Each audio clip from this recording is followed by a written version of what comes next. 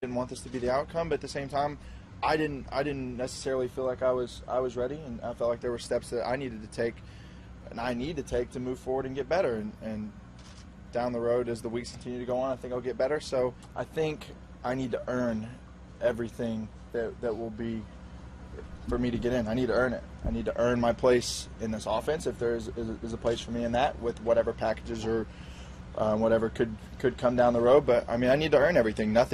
Nothing should be given to me, and I completely understand that. I mean, I'm a backup quarterback. I shouldn't be in the spotlight. So who knows if that'll actually be the case. But it would be nice. It would be nice. I don't think it's going to happen, though. Johnny Manziel always saying the right things, but will he do the right things? Skip Bayless, your take on what he had to say. You know, it's funny. Your question is actually my first answer. Oh, really? Okay. I've obviously supported Johnny on this show for many months, a couple of years. And today, I'm going to deliver a little tough love. Johnny is extremely capable of saying the right things, and that all sounded very good. Sounded great. He's also very capable of then doing the wrong things, sometimes on and often off the field. So I'm here to hope that not starting will be a good thing for Johnny Manziel and his ego, because I'm hoping it will knock him down just one peg, that it will dim the spotlight just a touch, and that it will help humble him just a little bit as he's forced to sit and watch Brian Hoyer get most of the first team snaps, and then obviously and ultimately start the first game, maybe the first who knows how many games. I'm hoping this is a time that Johnny will be forced to check signals, to sit back and reassess on the field as well as off the field, because I am told by some close to him that he has already, even over the last week, started talking about how he needs to reconsider some of the people he's been hanging out with lately, some of his new fast lane friends. Maybe it's time to jettison. Maybe it's time to end some of those new relationships that could lead him, maybe have occasionally led him down the wrong path. So I'm hoping that happens, because I think Johnny's at least thinking about that. That's what I'm told, that he's at least considering that right now, reassessing his associations in his private life, his party life off the field. No problem with the partying, but sometimes when you hang with the wrong people, they lead you down the wrong path. And I think that lately Johnny has played a little bit of an even more dangerous game off the field. So I'm hoping that not starting, being forced to watch for a while, maybe for a whole year, it might be for a whole year, you just don't know, will force him to reflect on just how great an opportunity he has in pro football, and how he needs to absolutely maximize his chances of being an NFL success on and off the football field. This is a time of reflection, I hope, for Johnny. I agree with you that it is a time of reflection, but as we reflect on it as it pertains to the negatives, let's reflect on the positive. Point A, he ain't Le'Veon Bell and LeGarrette Blount, at least not yet. Point number 2, he acknowledged what he's done wrong to some degree. He talked about, if it's true what you're saying, in terms of looking at and reflecting on the company that he keeps, et cetera, et cetera. He has been. When you look at his press conference, what did he say? I'm the backup quarterback. I shouldn't get the attention. That's a big thing to say. That's a big thing to say. He also said before Pettin made his pick, I'm not ready. If this were week 1 against the Pittsburgh Steelers, I'm not ready. Man, let me tell you something. That's not saying the right things. That's acknowledging it. And there's a big, big difference. Anybody could say the right things. But when you're acknowledging it beforehand, that resonates significantly. I'll take you for a curveball here.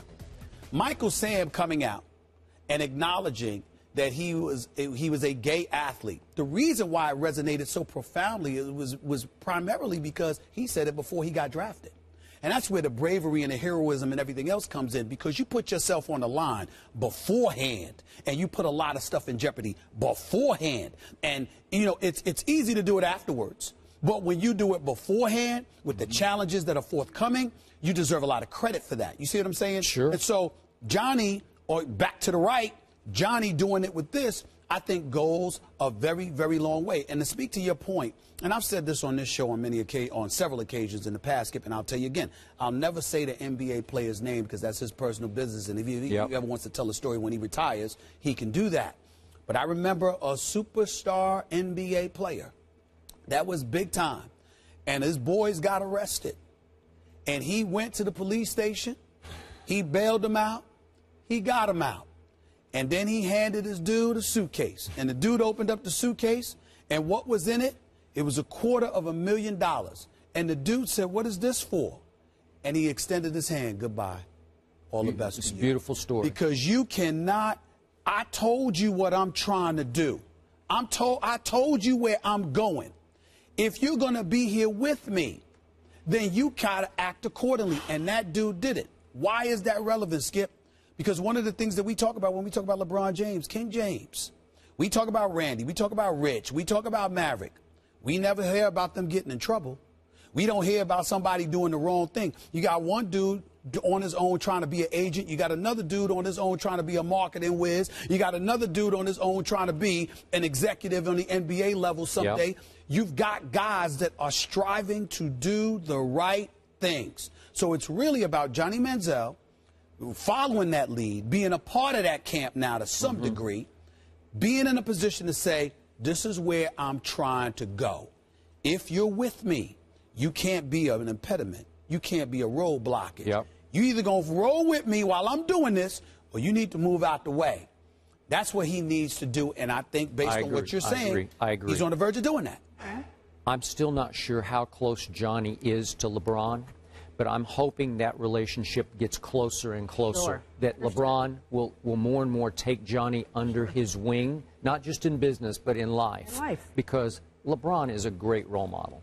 That's a fact. No one can deny that. And that whole group around him, that's some strength. Yeah. The greatest thing LeBron has done from the start is surround himself with quality and class of people who would support him through thick and thin, people you can trust. With Johnny, he has too many what I call enablers around him. That they just want to have fun through Johnny, and Johnny's a pleaser. He's a people pleaser. Right, So oh, I got the money. Let's do it. The only part that I would somewhat disagree is this: all marquee athletes have those kind of people around them. The difference between LeBron and most others is that LeBron is like, I'm about business. This is what we're going to do. Here's how we're going to do it. Don't you dare think about interrupting or disrupting this flow, because you're going to be out of here. Right. He's not just a marquee name and the star athlete. He's the boss. Yep. And everybody understands that. And the second somebody gets that twisted and doesn't recognize that that's the reality, I agree. they will be gone. Okay. That's what every marquee athlete has to be. And bottom line to this, I'm convinced that Johnny gave his new management team and new coaching staff a few excuses not to start him. So they were all off the field except for the finger on the field. But those are all little excuses. For them to say, he's not a leader. Like, okay, let's say, right. Yes. Because is he capable of winning? Sure, he's capable of winning the job. Sure. But you can't give these people who had doubts about you to start with more off-the-field doubts. But it sounds like you're aware of the fact that he's thinking, work hard, but play smart. Smarter. Play smarter. Maybe cut some ties. Off the field and on the field. All right.